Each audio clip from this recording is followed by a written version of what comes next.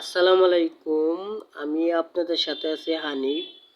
তো এই সমস্ত মাল্টিমিটারে মোটরের সেন্সর আইসি সঠিক মাপ দেখায় না।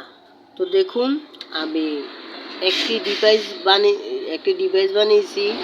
তো ডিভাইসের মাধ্যমে আপনারা বুঝতে পারবেন কোন আইসিটা কাটা আছে, কোন আইসিটা শর্ট বা কাটা। এটাতে পিকআপও চেক করা যায়। তো চার্জিংয়ের লাইনও আছে, ইও আছে। দেখেন, আমি সংযোগ দিলাম, চাক্কা ঘুরান দিলাম। এখন দেখবো এই যে দুইটা লাইট খেলতেছে, কিন্তু মাঝখানেরটা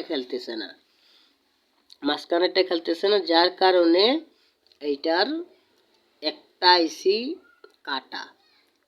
একটা সেন্সর বলেন বা মোটর আইসি বলেন, যাই বলেন, পিক আপ দিলে ওইটা জ্বলবে, চার্জ দিলে ওই লাইটটা জ্বলবে। তো এখন আমার ভিডিওটি যদি ভালো লাগে অবশ্যই পেজ থেকে দেখলে ফলো দিয়ে রাখবেন, চ্যানেল থেকে দেখলে সাবস্ক্রাইব করে রাখবেন। যারা ইতিমধ্যে সাবস্ক্রাইব করেছেন তাদেরকে অসংখ্য ধন্যবাদ, যারা ফলো দিয়েছেন তাদেরকে অসংখ্য ধন্যবাদ। তো এই ছিল আমার আজকের ভিডিও। পরবর্তী ভিডিওতে দেখা